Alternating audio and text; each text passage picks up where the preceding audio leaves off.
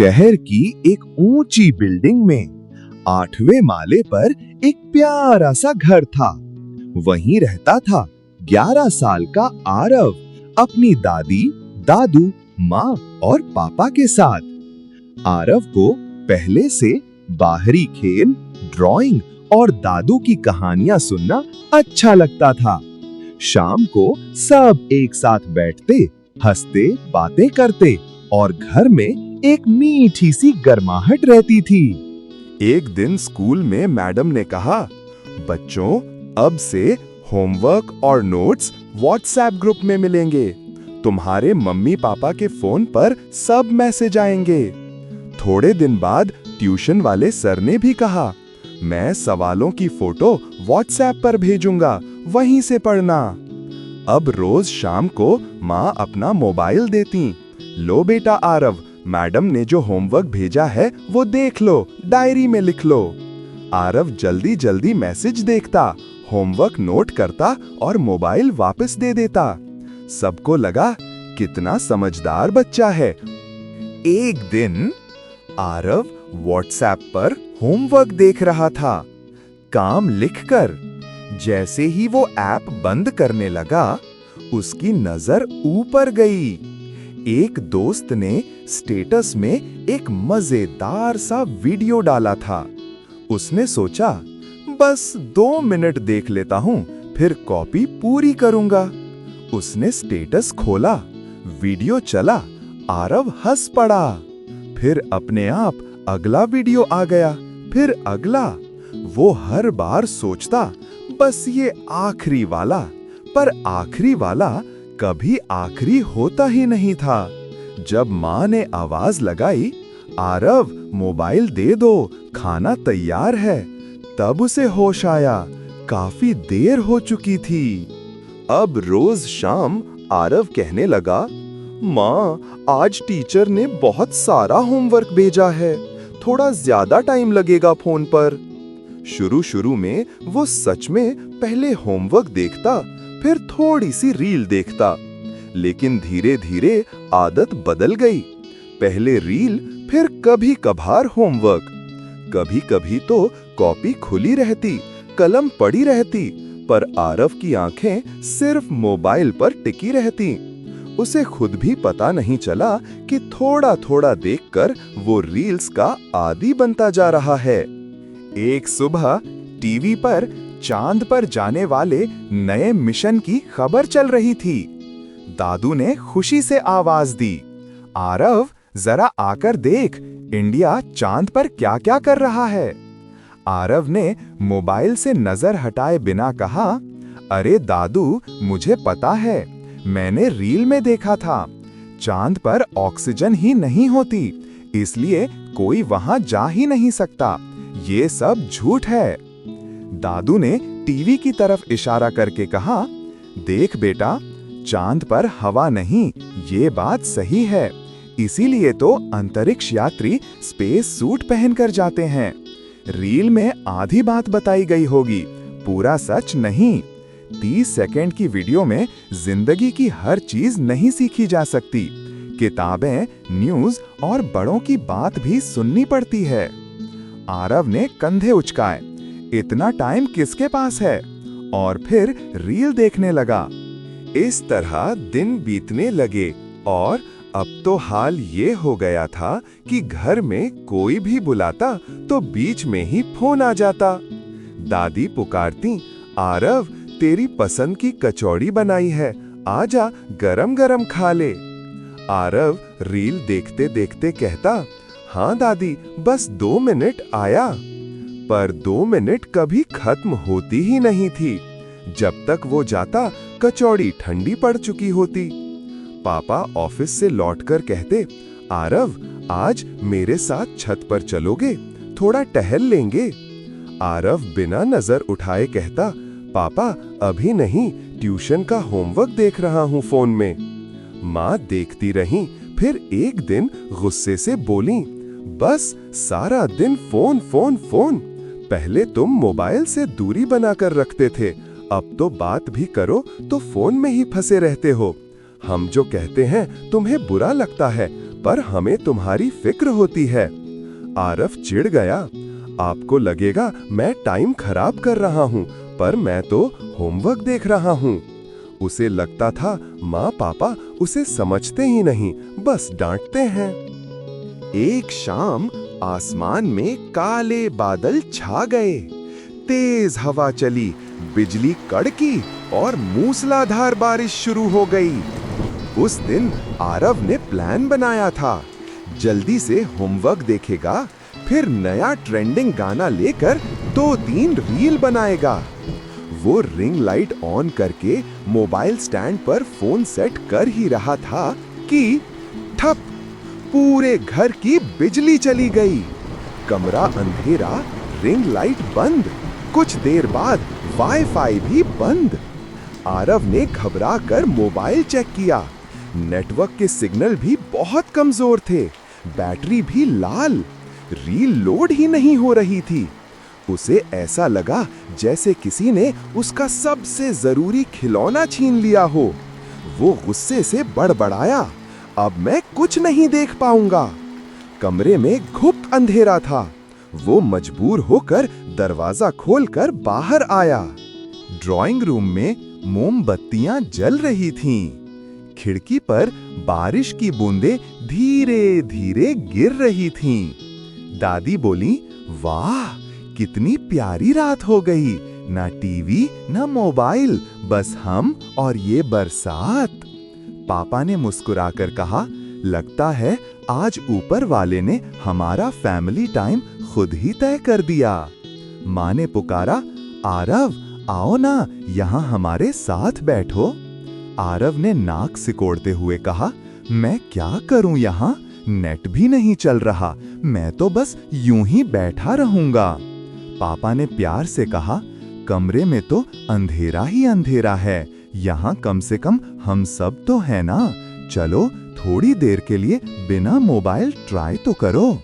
आरव मन मारकर सोफे के कोने पर बैठ गया। दादू ने ताली बजाई, सुनो सुनो, आज हम खेलेंगे कहानी की रेस। आरव ने भौं चढ़ाकर पूछा, फिर से कहानी?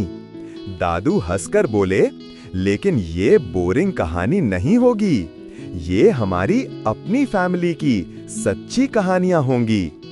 पहले मैं अपनी एक याद सुनाऊंगा, फिर दादी अपनी, फिर पापा, फिर माँ और आखिर में तुम्हें भी एक याद सुनानी होगी जिसमें तुम्हें लगा हो कि परिवार ने तुम्हारा साथ दिया। दादी ने आंख दबाकर कहा, और जो सबसे दिल से सुनाएगा उसे मिलेगी राज की चाबी, जिससे खुलेगा घर का पुराना खजाना। राज की चाबी, खजाना? आरव थोड़ा उत्सुक हो गया। उसने सोचा, चलो देखते हैं, वैसे भी नेट तो चल नहीं रहा। दादू ने बारिश में भीगती साइकिल और अपने पापा का साथ देने की कहानी सुनाई। कैसे उन्होंने कीचड़ में चलते चलते साइकिल धकेली और पहली बार समझा कि परिवार का मतलब है किसी का बोझ मिल बांट कर उठाना। दादी ने बताया कैसे वो हर दिन नदी पार करके स्कूल जाती थीं और उनके पापा कहते थे, जिस घर की बेटियां पढ़ती हैं वो घर कभी अंधेरे में नहीं रहता। पापा ने बताया कैसे उन्होंने रात की नौकरी की ताकि दिन में छोटे आरव के साथ रह सकें, थकान के बावजूद परिवार के लिए जगे रहें। माँ ने बताया कैसे वो एयर होस्टेस बनना चाहती थीं, पर जब पहली बार छोटे से आरव को गोद में लेकर नींद में मुस्कुराते देखा तो लगा, मेरा असली आसमान यहीं मेरे घर में है। आरव चुपचाप सुनता रहा। उसे लगा रील्स में तो कोई ये सब नहीं दिखाता, बस चमक, नाच, गाने, पर असली मेहनत और प्यार तो यहाँ है। अब सबकी नजर आरव पर थी। दादू ने कहा, चलो चैंपियन, अब तेरी बारी। ऐसी कोई सच्ची याद सुना जिसमें तुझे लगा हो कि परिवार ने तेरा साथ दिया। आरव ने थोड़ी देर सोचा। उसके दिमाग में एक तस्वीर उभरी, गांव जाते समय वाली ट्रेन। वो धीरे धीरे बोला, एक बार हम सब गांव जा रहे थे। ट्रेन बहुत तेज चल रही थी, मैं डर गया था। मैंने एक रील में देखा था कि ट्रेन से सफर बहुत डेंजरस होता है, तो मैं और भी डर गया।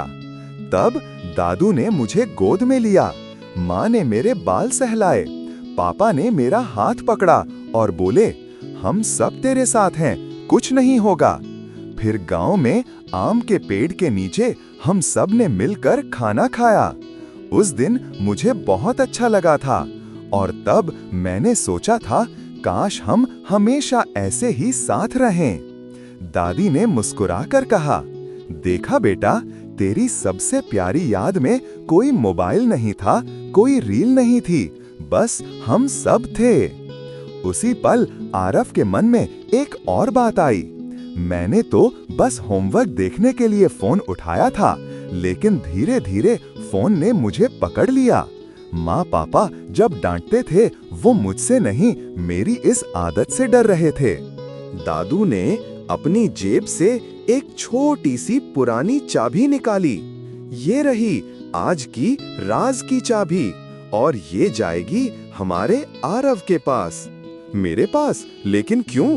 पापा बोले, क्योंकि आज तूने दिल से बात कही और पहली बार खुद को मोबाइल से अलग करके देखा। आरव ने चाबी ली। दादू एक पुराना लकड़ी का बक्सा ले आए।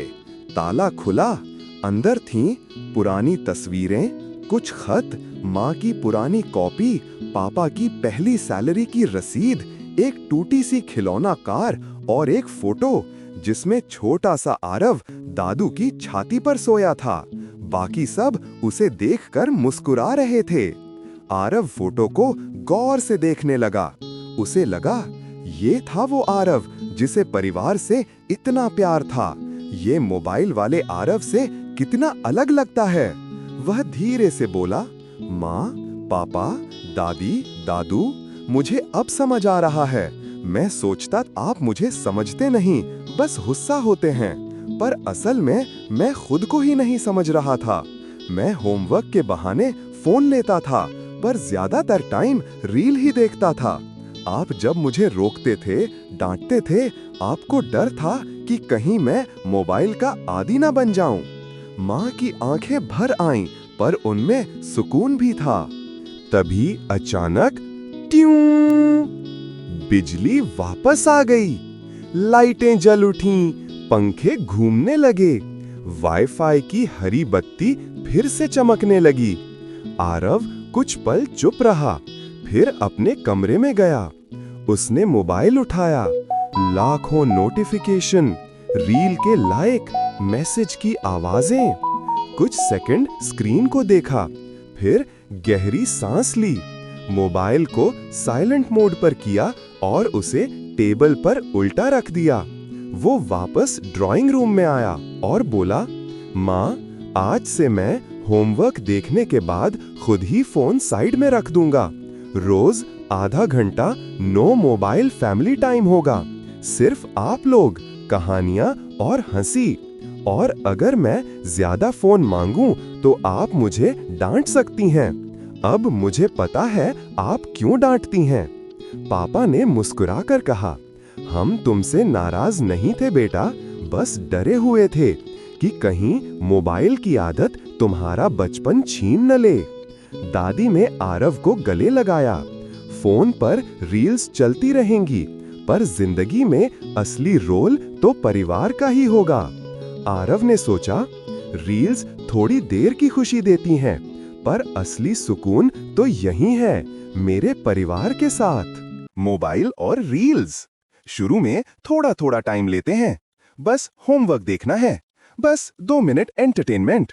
पर अगर हम सावधान न रहें तो धीरे धीरे वो हमारी आदत और फिर एडिक्शन बन जाते हैं और हमें खुद पता भी नहीं चलता। जब मम्मी पापा ज्यादा फोन चलाने पर डांटते हैं तो वे हमसे नाराज नहीं होते, बल्कि हमें इस छुपे हुए जाल से बचाना चाहते हैं। थोड़ा सा टाइम मोबाइल से हटकर परिवार के साथ बिताएं, बातें करें, कहानियां सुनें, हंसे खेलें।